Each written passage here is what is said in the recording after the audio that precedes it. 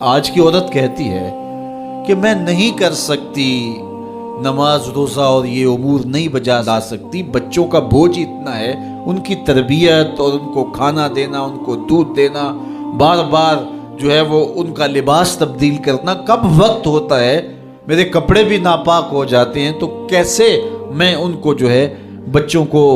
करूं और उसके बाद इबादत भी वक्त पे कर सकूं, तो ये बड़ा मुश्किल है।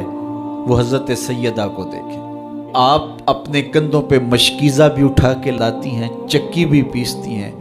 बेटों की तरबियत भी करती हैं, शौहर की खिदमत भी करती हैं, और मुसल्ला बिछा के जब खड़ी होती हैं तो सारी सारी रात क़याम में, कभी रुकू में, कभी सजदे में गुजर जाती है,